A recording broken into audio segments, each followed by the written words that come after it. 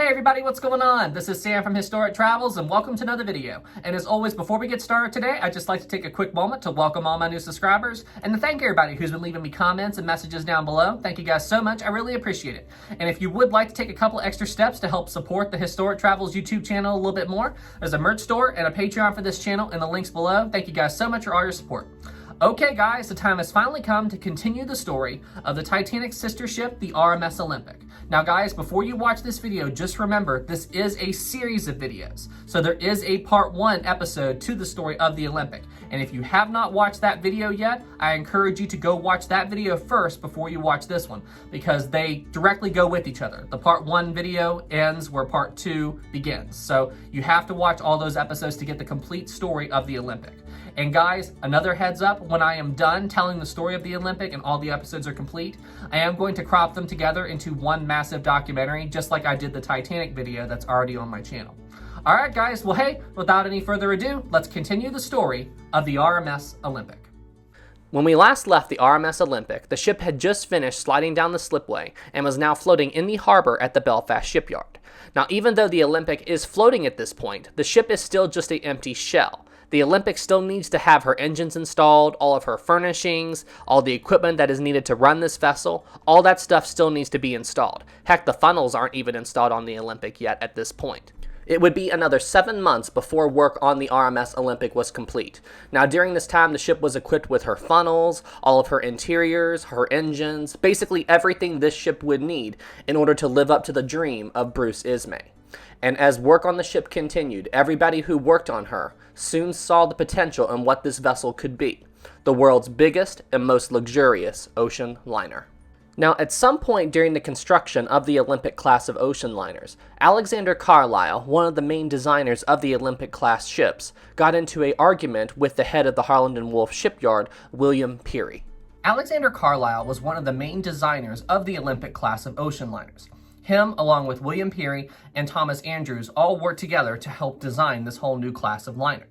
Now, one of Alexander Carlisle's responsibilities on these ships was to handle the lifeboat situation on board, meaning it was his responsibility to figure out how many lifeboats would be required for the vessel, the launching mechanism for the lifeboats on this vessel, and so on and so forth. As Alexander Carlisle was figuring all this out, he was trying to figure out how many lifeboats would be required for these vessels. He checked what the law said was the minimum requirement for lifeboats on board these ships at the time. And the law said that any vessel that weighed more than 10,000 tons required a minimum of 16 lifeboats on board. So when Alexander Carlisle saw this, he thought, no, this isn't good, because these laws were written at a time when vessels that weighed only 10,000 tons was the norm. Vessels didn't really weigh much more than that at the time that this law was written. Now, the Olympic class of ocean liners, they weighed over 40,000 tons. So that meant that these things were much heavier and bigger ships than what was available at the time that this law was written. And Alexander Carlisle also knew that there was no way you could get how many people would be on these ships into 16 lifeboats. There was just no way to do that. So he went and talked to William Peary, the head of the Harland and Wolff shipyard, and expressed his concerns. But William Peary decided that as long as they met the law, they were okay. They didn't need any more than 16 lifeboats on board. Now, Alexander Carlisle strongly disagreed with this, but you see, William Peary was operating off the assumption that lifeboats were not necessary in order to completely evacuate a ship. Now, what do I mean by that? Well, you see, in today's world, lifeboats are seen as a way to get all the people off a ship should a disaster occur. But in 1912, they weren't thought of in that manner. In 1912, lifeboats were only seen as a means to ferry people from one ship to another ship. So the whole idea is that if another ship was in trouble, there would always be another ship close by in order to come and lend assistance to this vessel, and then they would just use the lifeboats on these ships to ferry people from the damaged ship to the safe ship that came to rescue them or help them out. This practice or this strategy with the lifeboats actually worked out with another White Star Line disaster that occurred a few years before this on a vessel called the Republic. You see, when the Republic sank, it didn't have enough lifeboats on board, although other ships responded to it and they were able to use the lifeboats to ferry people from one ship to another ship. Although, even still, Alexander Carlisle strongly disagreed with this decision, and not long after that, he did leave the Harland and Wolff shipyard. Now, some documentaries claim that Alexander Carlisle left Harland and Wolff because of this argument between him and William Peary, but it's more likely, you see, at the time, Alexander Carlisle was having issues with his health, so it looks like he just took this opportunity to just retire for those reasons, not just because him and William Peary had an argument. But still, the Olympic class of ocean liners was the very last type of ship that Alexander Carlisle would help design. And in the end, it seems that the Olympic didn't sail with just 16 lifeboats. It does seem like William Peary did put an extra 2 boats on board. So the Olympic had 18 lifeboats on board at the time of its maiden voyage. And William Peary did do something similar with Titanic. You see, Titanic had an extra 4 lifeboats on board during its maiden voyage. So it looks like Olympic had 18 boats at the time, and Titanic had 20. So technically, both of these ships, even though they weren't required to do so, had more lifeboats on board than what the law said was required at the time. As construction on the Olympic was nearing completion, work was also quickly progressing with the Olympic sister ship, hull number 401. Now, this vessel was still in the slipway and it had yet to be launched, so the White Star Line planned to do a special event in order to celebrate the launch of the second ship in the Olympic class. And in case you forgot, ship number 401 would soon be named Titanic. So, because construction on the Titanic's hull was nearing completion and the vessel was almost ready to go down the slipway and enter the water for the first time, and because final construction on the Olympic was almost done and this vessel was nearly ready to depart Belfast and head to Southampton to begin final preparations for her maiden voyage, the White Star Line planned to do this big publicity event in order to celebrate their accomplishment with these 2 vessels. The White Star Line decided to have the Titanic's launch occur on the exact same day that the RMS Olympic left Belfast for her maiden voyage. Now, the White Star Line planned to have the Olympic leave Belfast and have the launch of Titanic on May 31st, 1911. But something had to happen before this occurred. The Olympic needed to undergo her sea trials and get licensed by the Board of Trade so she could operate as a passenger liner.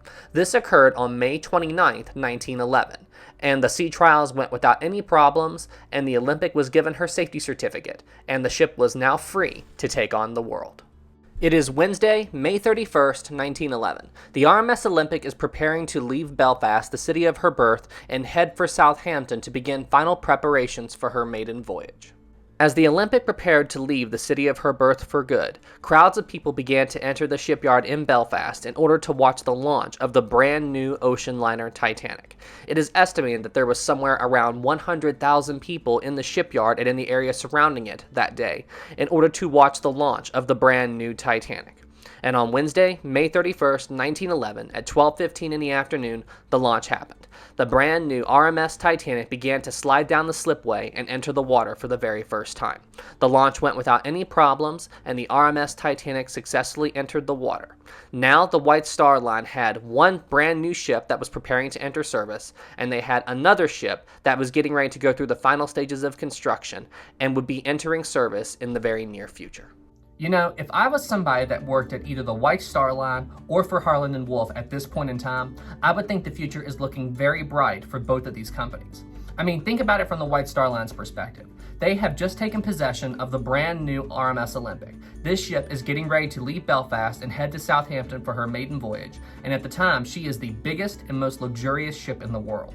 And at the exact same time, her sister ship, the brand new RMS Titanic, has just been launched and entered the water and is getting ready to go through her final stages of construction.